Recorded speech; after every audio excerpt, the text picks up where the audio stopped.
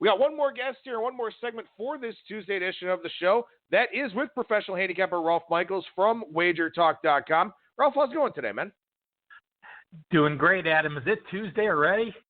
It is already Tuesday. Not only that, it's already week 5 of the college football season. I mean, this thing feels like it's flying by. Yeah, it's sort of scaring me. I saw a tweet today that college basketball is 6 weeks away. So I just started my college hoop stuff. So it's always it's refreshing.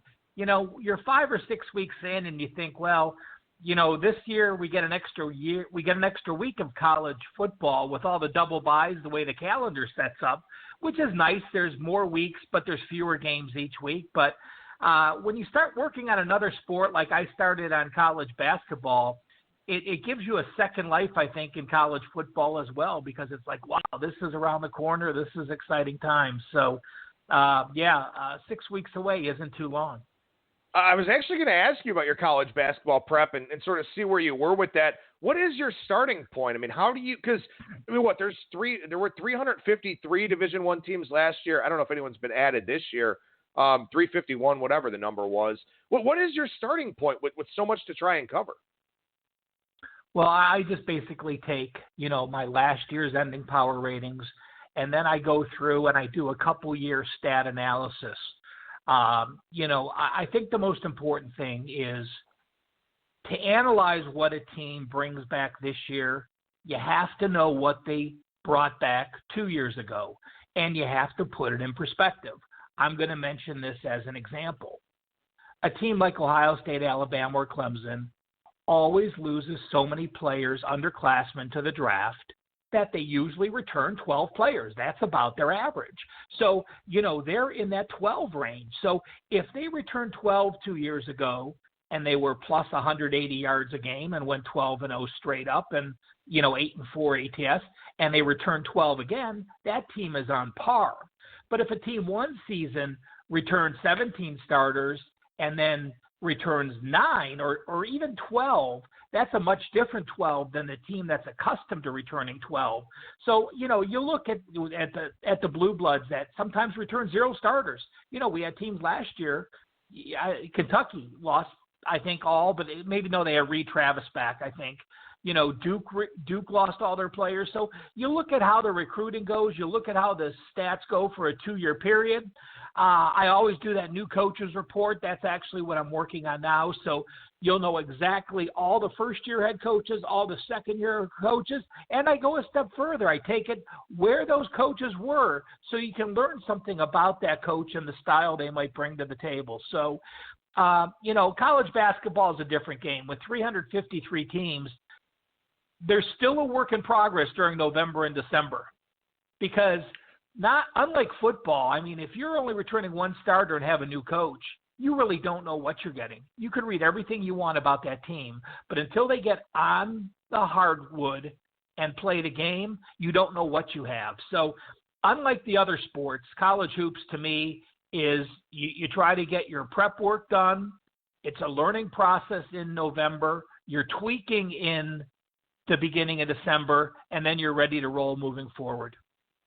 I will say, I mean, I'm looking forward to college basketball because you're very good at it. Kyle Hunter, who we also have on the show, very good at it, and we get a lot of strong insights about college basketball, and especially those discussions we have in late December and early January about the transition to conference play, which is also what we'll talk about here in college football today. But it's basically 3 different seasons. It's pretty much non-conference, conference, and then your conference tournaments and March Madness and all the other postseason tournaments. So I really love talking college basketball with you guys. I'm excited to do it. And again, that season starting here in 6 weeks, which is crazy to think about. But again, there's no rest in this business, to say the least. So as we transition in college football to mostly conference play, and this is something I talked about yesterday. I do want to get your thoughts on it real quickly here. We've had some teams that have played 1 or 2 conference games, then they play a non-conference game. For example, next week, Utah State plays LSU.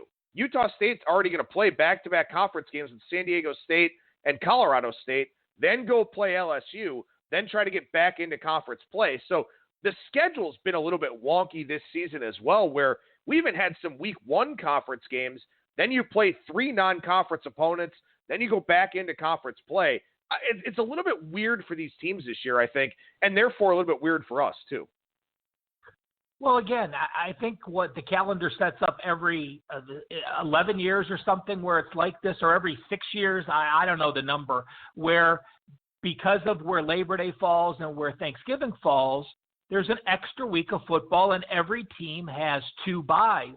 Well, when they're doing the conference schedule, that set up teams to be able to perhaps pick where they want one of their byes.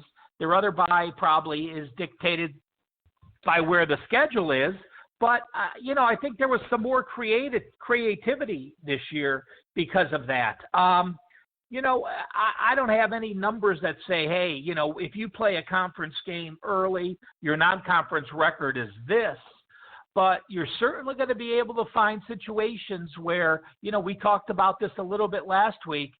Everyone makes the assumption that the Power 5 team may be looking past the Group of 5 team.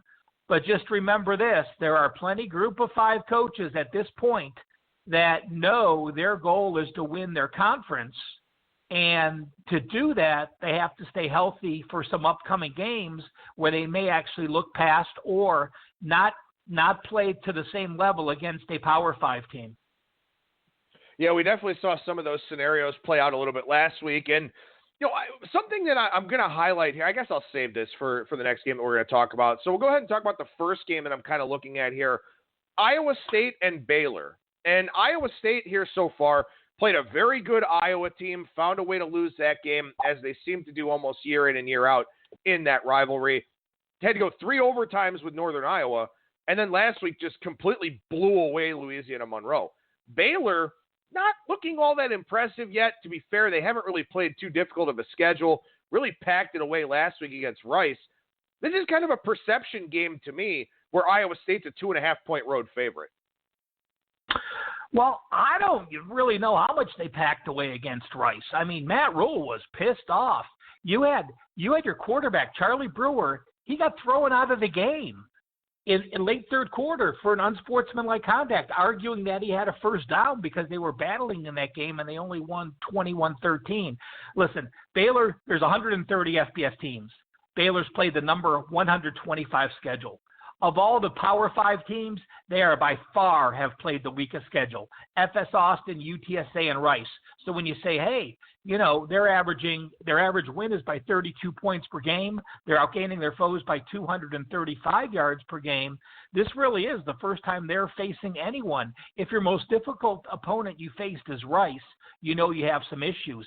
On the flip side, Iowa State, all 3 opponents were tougher than Baylor's opponents. And I think you're getting some value with Iowa State here. I would have liked them to not roll it up against ULM, set a school record 714 points, score 72 points for the first time since 1906. But, you go back to Northern Iowa, they still outgained Northern Iowa by 201 yards. They were -1 turnover, and it ended up the multiple overtime game. Against Iowa, they had a 105-yard edge. What was the issue? They were -2 turnovers. They had some fumbling issues. Brock Purdy still only has thrown 1 interception, completing 73.5% of his plays. We've said this, and you and I both agree that Matt Campbell is an elite coach. And Matt Rule, again, he's finally, I believe, now has Baylor turned the corner. But, this is a game where, because of whose Baylor has played, absolutely nobody. This is like the old Kansas State days.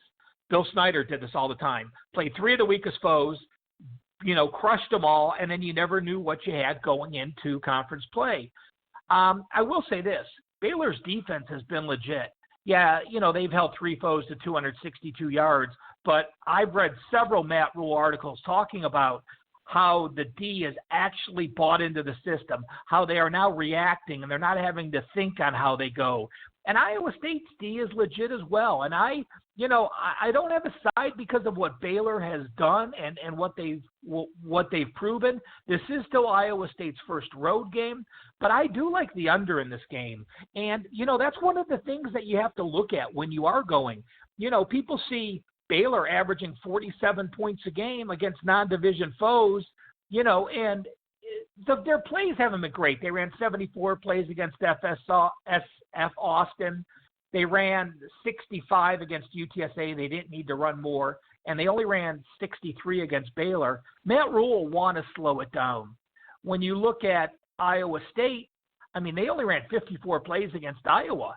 I think the pace is going to slow down in a conference game because both teams know they want to finish in the upper half of the conference, start the conference with a positive note. You become a little more conservative. And this is the main thing that I like when we transition from non-conference to conference games.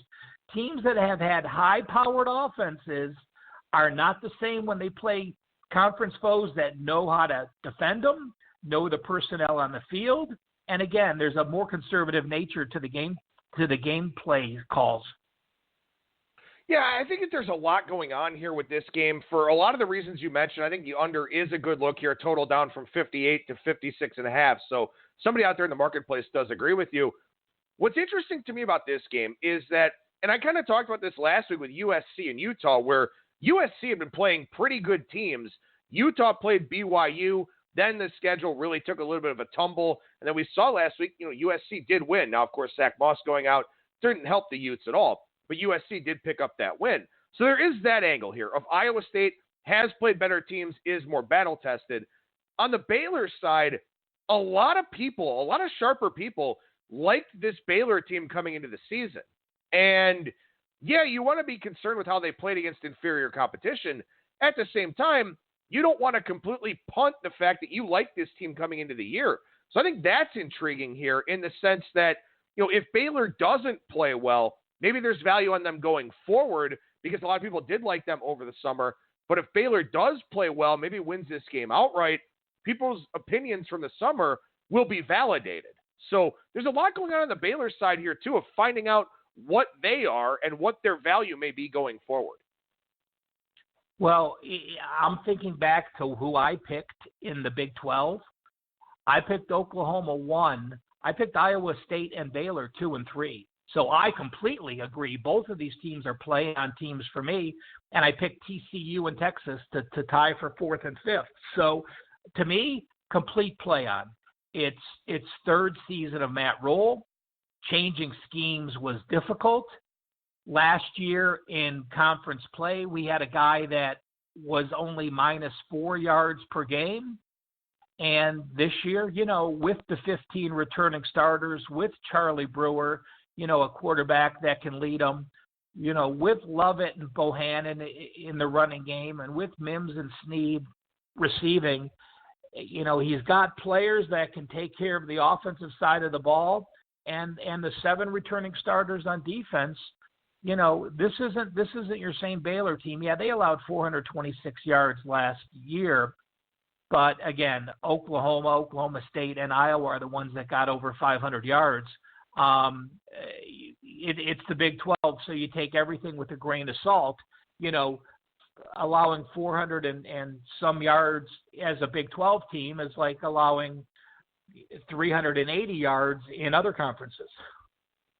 Well, and one thing we did talk about with Brian Blessing in the previous segment, something I'll mention here, again, we're looking at an under in this game. We're looking at 2 of the most physical teams in the Big 12. And if you're in the Big 12, you're not necessarily as used to that level of physical play. So Baylor next week goes on the road to Manhattan to take on Kansas State. Probably a fade spot for Baylor coming off of what should be a very physical game here and what will be a physical game again next week. Iowa State hosts TCU, and obviously we'll see what's going on with TCU after their loss last week to SMU and after their game here this week. So again, you always want to look ahead a little bit too. You don't want to look past the upcoming game, but you can also find some spots maybe to take a little bit of a look ahead. And we talk about strength of schedule differences here, Rolf, and I think we've really got one here in this game. Stanford and Oregon State. I played Stanford, yesterday before the -3 with extra juice went away. Now 3.5 or 4 out there. if you go by Sagarin, Stanford has played, I believe, the number 2 schedule in the country. Well, again, there's only a handful of teams that have played all Power Fives. I'm sure BYU's schedule is up there as well, and after Washington, it may even be stronger. But playing 4 games in, and you've already played 2 conference games, and you've played, at USC and at UCF, which you can sort of group into the Power Five. I mean, I think if you're going to take one group of 5 team, you say Power Fives. We used to always say Power Fives and Notre Dame, and BYU was on the cusp. Do you want to count them in that Power 5 group or not? I think UCF has earned their way into that elite level as well. I still cannot buy in to this Stanford squad. I just can't. I think that, the Walker Little loss at left tackle, you think it would have helped their O-line. Getting sacked 5 times against Oregon, only rushing for 3.5 yards per carry, showed that they still have their issues. Their defense is solid. I'm not worried about what they did against UCF. That was in a horrible scheduling spot that we both agreed that UCF was the right side there. But the most impressive thing to me was Stanford, allowing the 320 yards and only 17 first downs to Oregon. But, while they don't have to score much here, it still concerns me playing a 3rd road game in 4 weeks. Not many Power 5 teams have done that as well. That's a situation that's ugly and hurts you getting healthy, and you lose a half a day of practice as well. Flipping gears, I think, Oregon State may be 1-2, but Jonathan Smith has them headed in the right direction. I just don't blindly say that because they're playing better and it's a 2nd-year head coach. But, this is a guy from, he is a Beaver deep down. And the Oklahoma State game, yes, a 16-point loss, but you're getting value. You had 26 first downs. You had 4.5 yards per carry. You may have lost, but it was a game that you were close. Hawaii, yes, they lost, and yes, they went to Hawaii, a tough road trip. They put up 432 yards. Yeah, they allowed 488. So, Stanford's offense will look better, but I think when I compare and put Stanford's offense against Oregon State's D or the Oregon State offense, Jake Luton has turned into a ball player. You have 2 running backs that have over 200-plus yards combined. They're averaging 7 yards per carry, and Jamar Jefferson and Atavius Pierce. You have, one of your biggest home games coming off the home win to start your conference. My power rating has Stanford at 3. So, I agree with the number, but just the eye test on the Stanford Cardinal the last couple weeks, I'm sure David Shaw will turn it around, but I can't back them just with the eye test standard. Well, we'll see if I have to eat my words. I mean, my line here in this game, Stanford -5.5. Again, did take the 3 that's out there. And when you look at how the rest of the schedule shakes out for Stanford, if they want to make a bowl game, this is 100% a must-win game. They host Washington next week. Then they get some extra prep time before hosting UCLA. And then they get Arizona off of extra rest again. Then extra rest on the road at Colorado, but then at Washington State, Cal, and Notre Dame to finish out the season. So they've got the back-to-back to Boulder and Pullman. That's probably going to be a couple of losses for them. Cal is a top 25 caliber team. Notre Dame, same thing. Both of those games at home. This is a must-win game for Stanford, I think. So, again, they're not really in a position to overlook an Oregon State team like they may have been in the past. It's possible Stanford maybe just isn't good this year. Again, with those cluster injuries on the left side of the offensive line, that's certainly playing a role. But I had to take them here this week, and I guess we'll kind of see what happens here. Because, again, 2nd toughest schedule in the country. Vanderbilt, by the way, has played the most difficult with Georgia and LSU. And Vanderbilt has an interesting game here this week against Northern Illinois, where both teams kind of taking a step down in class. A game we'll talk about as the week goes along here. But, Rolf, one more college game I want to talk about, then we'll spend a few minutes on the NFL. This one's interesting to me. 165, 166. Kansas State, Oklahoma State. Oklahoma State up to a 5-point favorite here in this one. Yeah, again, we're talking about an Oklahoma State team that has clearly impressed me. I didn't have, I had them in the middle of the road, but yeah, again, you don't know what you're going to get from Spencer Sanders, and he's just shown he is just a dynamic two-way player. And, there's different places to play high school football.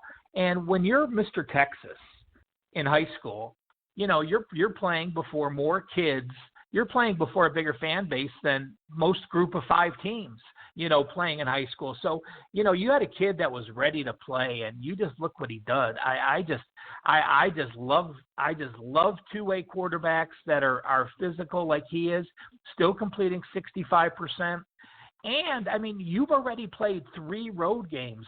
I love a tested quarterback that went to Oregon State and won by 16, went to Tulsa, won by 19, went to Texas and matched them first downs. Each team had 26 first downs. You only got outgained by 4 yards. It was 498 for Texas, 494. 494. He got sacked a couple times, but again, you're on the road. Back at home, I actually, my number here is Oklahoma State -5. So my power ratings have me leaning with Oklahoma State. And you look at Kansas State, and you're getting a team where Wyoming's thinking, wow, we hired the wrong North Dakota State coach. Chris Kleiman in his first year, I think he went 66-6, something like that at North Dakota State. So you have a person and you have coaches on the staff now that are used to not losing. And it seems to me that they've been able to get that same mentality to their players. You weren't tested against Nickel State. You weren't tested against Bowling Green. So we didn't know what you were going to have going to Mississippi State. And yes, you got outgained by 83 yards, but you still moved the ball 4.2 yards per carry. Yes, you only threw for 123 yards. And yes, you were handed a couple nice field position plays, but you still went into Mississippi State and won. A lot of confidence with that against Oklahoma State, but I actually, with the back-to-back road games now, coming off that physical Mississippi State team, now facing a much more up-tempo team. Oklahoma State ran 89 plays against Texas. They're going to keep this tempo up. The Mississippi State offense last week only ran 71 plays, so it wasn't like they were slow. But having to be on the field 71 plays at Starksville in that heat and humidity, come back and have going to be on the field for 85 plays this week, because of that situation, it has me favoring Oklahoma State. Well, I did have this one, Oklahoma State -5.5, but I made a 3-point adjustment to the 3.5-point adjustment to the Cowboys because Spencer Sanders was the question for me coming into this season. And as you said, he's answered a lot of those questions, played very well last week at Texas. And this is an example to me of why power ratings adjustments are difficult. My line was Texas -10.5 last week. Did take Texas at 6.5, 7.5 and lost. Took Texas and the Nugget at 5.5 and won. So again, the importance of the number certainly on display there. But I bumped Oklahoma State up 3.5 points, thinking I was probably too low on the Cowboys for that game last week. Then my line's off by 4 points here, 4 or 5 points in this game. So it leads me to believe that my Texas power rating is a little bit too high. So again, that's why the adjustment to power ratings can be a little bit difficult, trying to figure out which side of a game you want to bring up or bring down. In my case, I brought up Oklahoma State, wind up with an overlay here in this game. Still going to play Oklahoma State, though, in this one because, again, Sanders has played really well. Kansas State, just not an explosive offense. And if Oklahoma State does get some big plays, Kansas State may have a hard time keeping up here. I will say that the Wildcats are off of a bye coming off that Mississippi State game. So there is that. With a first-year head coach, an early season bye can be a pretty good thing. But it's really hard to game plan for those dual-threat quarterbacks because they can improvise. They can do some different things that you can't really, account for? What do? Leave someone in to spy him? Well, that's one fewer guy in coverage. He may be able to burn you that way. So I think Oklahoma State has some distinct advantages here in this game. I do like them a little bit. And again, as we kind of go forward here, you sort of wonder about these two teams and what their progression winds up looking like over the rest of the season, because I think this is a game that answers a lot of questions for both sides. Yeah, I appreciate you mentioning the bye, and I did go brain dead on that point. My apologies to our listeners. I agree, and I want to jump back to one statement that you made, Adam, and it's when you're adjusting your power ratings, and you start to have a feel for the teams, and you say, well, this team beat this team by 11, and they were a 3-point favorite. Does that mean you should change your power rating? Well, I'll tell you what I do is if my number in that game was 7 or 8 and they win by 11, or my number was very close to where they won by, even though I was off from Vegas, I don't make any adjustment because my number was where the results were. I don't worry about what the Vegas line is. I look at where my power rating number was, how those teams played, especially on the eye test, and then adjust it from that. I think a lot of people make a mistake by just automatically saying, well, this game was picked and this team won by 7, I need to adjust my power ratings. Well, if your power ratings were 4 and this team scored a couple fortunate, an extra field goal at the end in garbage time, then no, your power rating was the right number. Don't just adjust it because you were off from where the Vegas number was.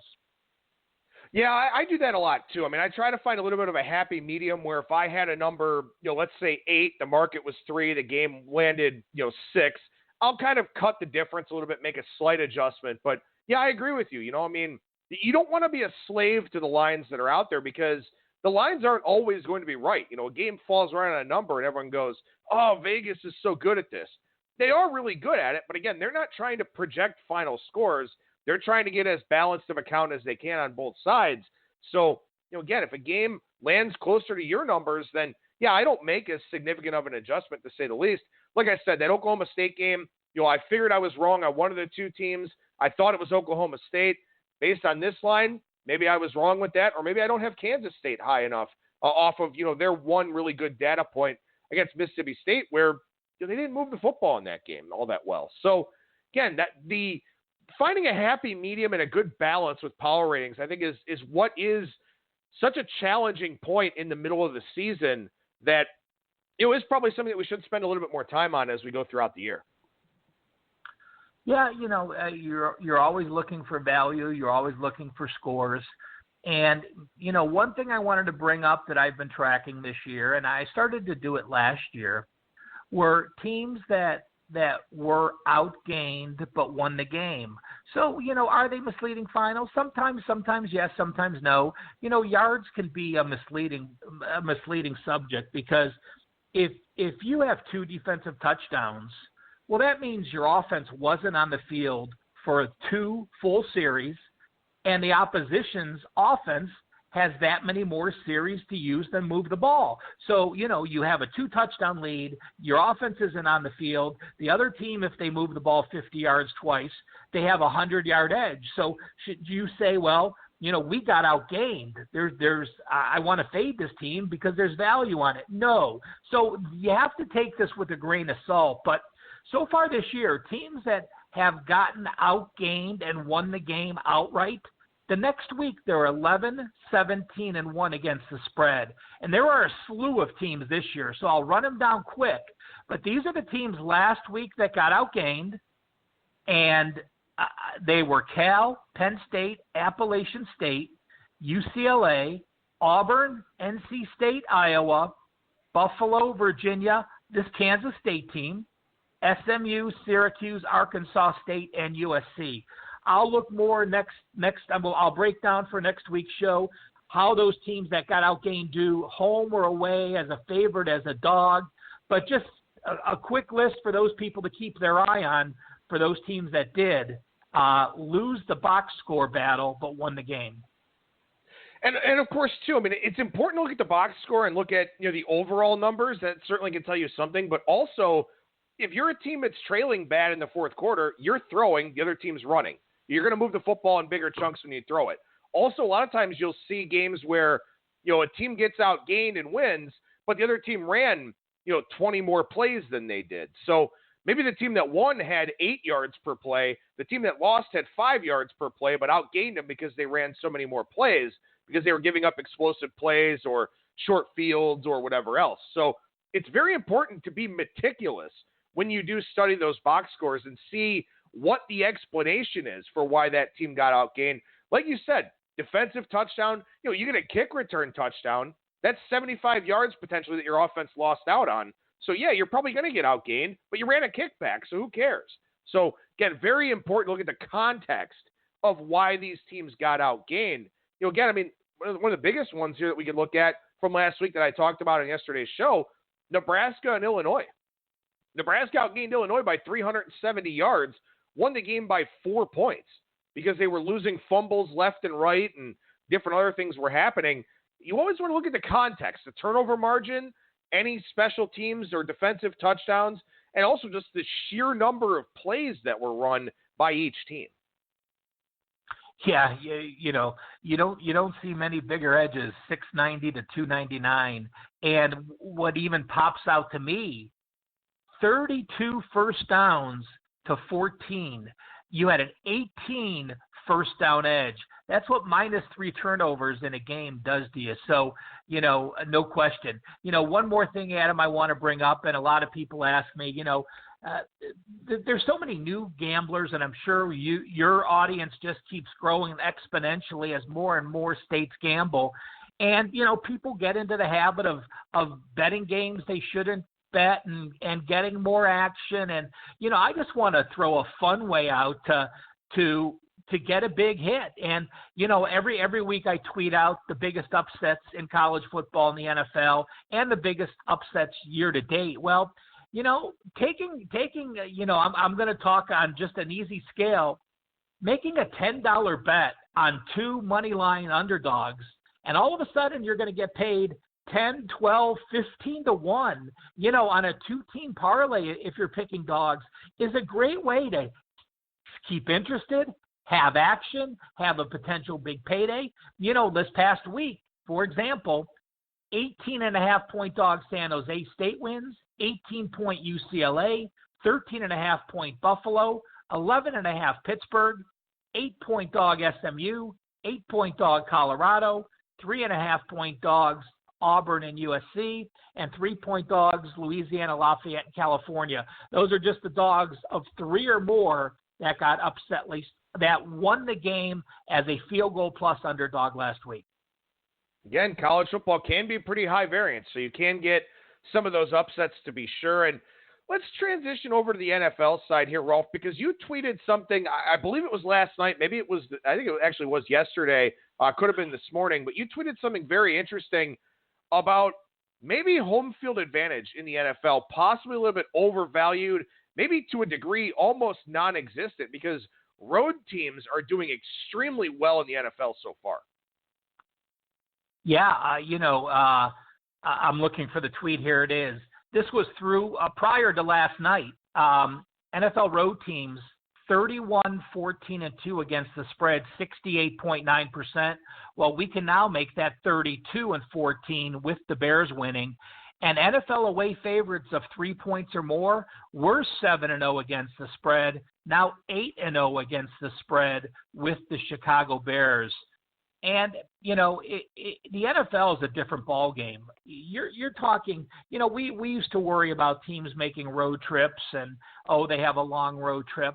If you've ever seen one of these private jets these guys fly on, I can tell you that an LA Chargers or an LA Rams player flying to Houston in a jet with his headphones on, getting meal service, is probably less stressful than them driving 1 hour on the highway to get to their stadium for a home game. I mean, it's just, it's a different mentality now. And we keep saying home edge 3.5, who knows, 2.5. But I think, if we, again, 1 year, 3 weeks is not going to determine if we should change anything, but it's certainly a trend to keep note of.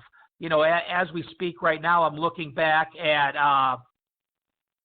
road games since the start of 2018. Last year in the NFL, if you just bet every road team, you were 53.3%. So, again, road teams last year were good, and road teams very good this year. We'll see if that continues. Yeah, I mean, these cats aren't sitting there flying in coach with the 31-inch pitch like any of us when we travel. I mean, they're on nice, laid-out, decked-out aircrafts, and, yeah, it's not that bad at all. And, again, you get out on the road, you chill at the team hotel, you go to a nice dinner, you go play the game. That's all you worry about. You don't worry about family and friends hitting you up for tickets. You don't worry about, promotional appearances that you may have to do before or after the game. Maybe you've got a sponsor interview or something like that. Maybe your agent sets something up when you go on the road to a major market or whatever the case may be. But these literally and legitimately are business trips for these teams. You have fewer distractions being on the road. And, we hear about noise bothering teams sometimes. Yeah, that can happen in a dome. It happens a lot more in college football, I think, than the NFL. But, for the most part, I mean, there's nothing wrong with going on the road anymore. And also, this isn't like it was in the 80s. Guys aren't getting plastered on the flight where they're going. They're not going out all hours of the night dicking around. They're going to play the game. There's so much more emphasis on, nutrition and on, different exercise plans. A lot of teams have their own, sleep therapists or, sleep coaches or whatever you want to call them. The modern day athlete is just dramatically different. And maybe that's what's happening here. Again, it could just be variance. It could just be the way the schedule has fallen with a lot of good teams playing on the road or something like that. But home field advantage in the NFL does not mean nearly as much as I think a lot of people believe it does. Yeah, I'm just, as you were talking, Adam, I went back and since 2016, if you just look, home teams are 51.1%. Excuse me, road teams are 51.1%, and non-conference 54.2%. Conference versus conference road games are 50.1%, so exactly 50-50. But non-conference road games, the road team is 54.2%. That goes all the way back to 2016, including all 201 games that's taken place. So as we look here at this week in the NFL, a couple of games I want to touch on with you here. We'll start at the top of the board for Sunday. Carolina and Houston, game 251, 252. And this is something we've kind of talked about a lot with regards to the NHL or the NBA, kind of the superstar subtraction theory, where when you take a star player out of the equation, there's usually a 1, maybe 2-game bump of everybody doing a little bit more. And this is something we can talk about in college basketball as well, and something I believe we have talked about before here on the show. Everybody does a little bit more. Everybody's a little bit more focused. Everybody kind of does their part to get the team over the hump. And then you kind of find out in the subsequent games how true, how legit that is. I wonder here with Carolina, and Cam Newton was not very good anyway. There was a 5-point adjustment to Kyle Allen with Cam Newton being out. I think that was a little bit too high. And we see that probably here in the look-ahead line for this week as well, where I don't think it moves much whether Kyle Allen or Cam Newton winds up playing this game. But Houston's a 5-point favorite, and that's what you wonder here. Was it a flash in the pan for Kyle Allen? Was it playing the Arizona Cardinals? Or does he maybe give this team a little bit better of a chance to win? I think that's what we have to figure out here in this game.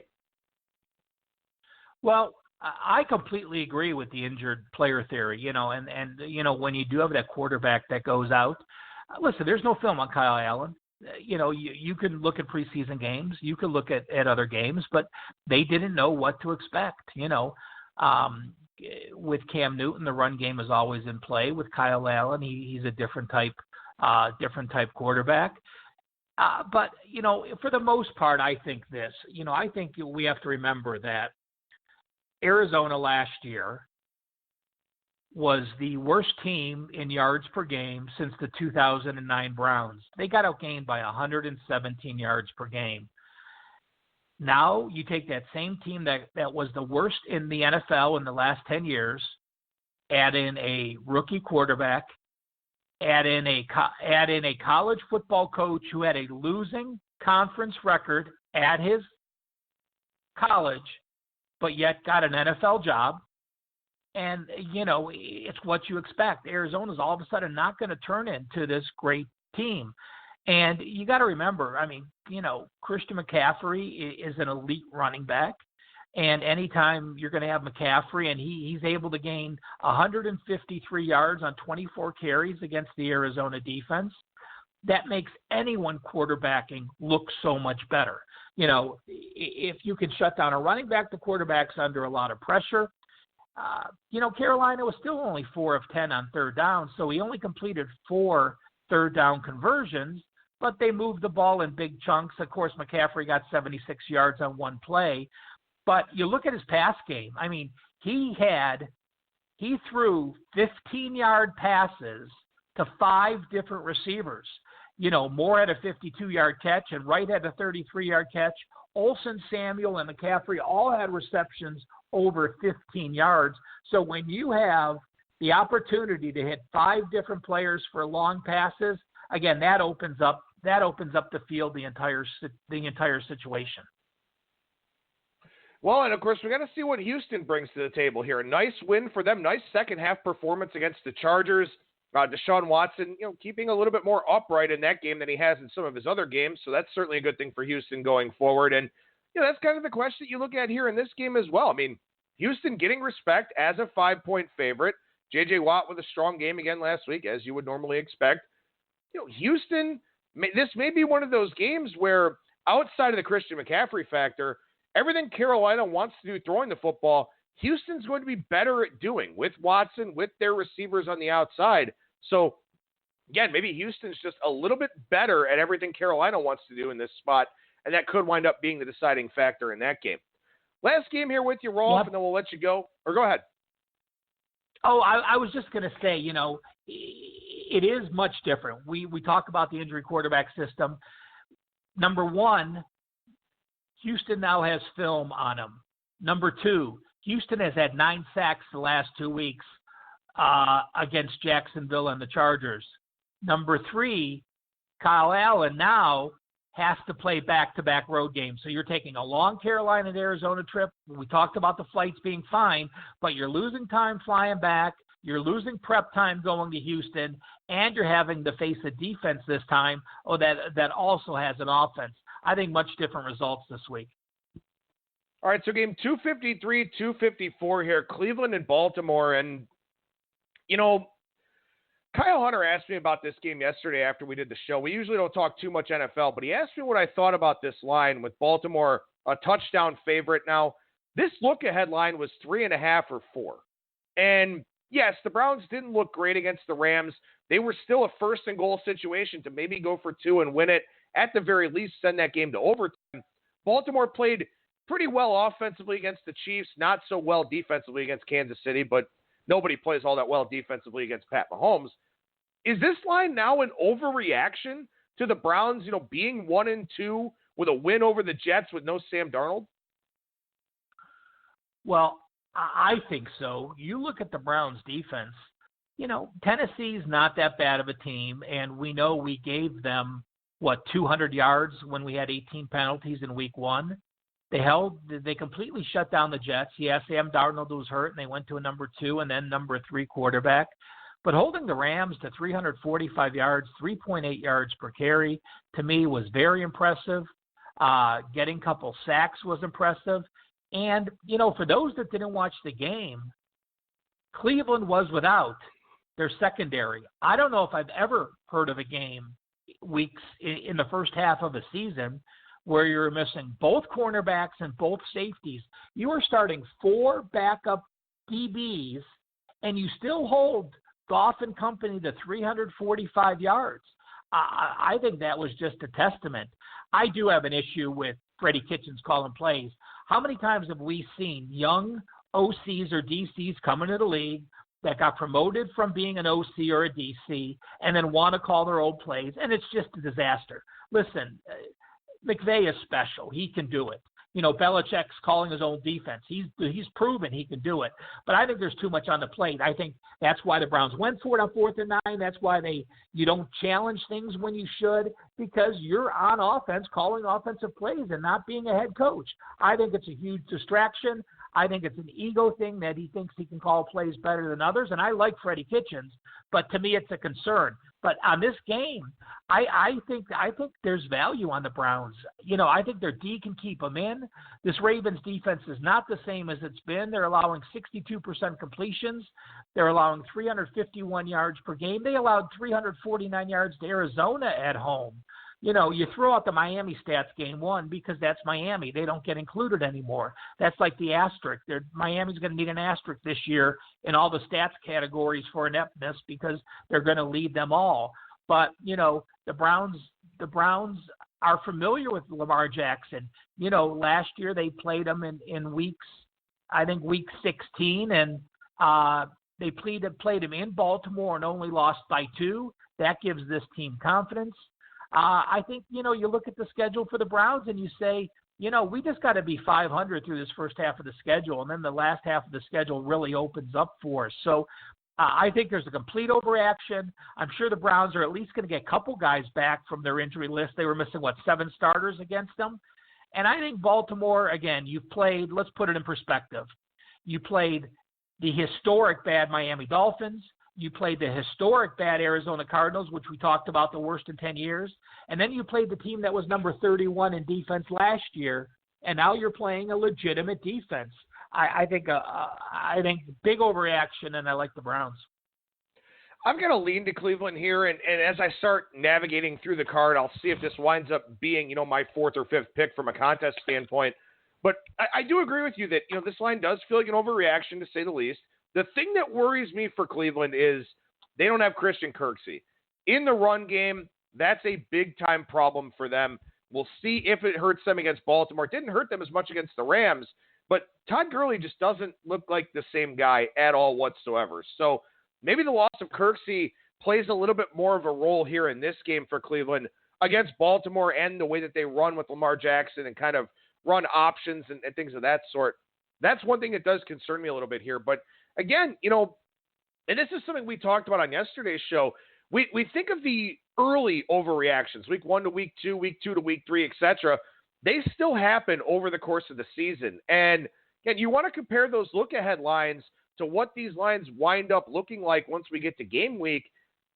I mean, I'm not going to say I'm going to take Cleveland. I don't know if you're going to take Cleveland here either, but both of us have acknowledged that if you want to take Baltimore, you're getting the worst of the number here. So you have to take that into account if you do want to play one of these games here in the NFL that has seen a line adjustment from one week to the next. Yeah, Baltimore also has not faced adversity because, you look at their turnovers, they're +3 turnovers. They have not had a negative turnover game yet. And, in the KC game, they were down, 17 points in the fourth quarter. So, they put up 452 yards. They got outgained by 51 yards. And, yeah, they were in it at the end. But, again, you got to look at the 3 defenses they've played, and there's no this is almost like Baylor's schedule.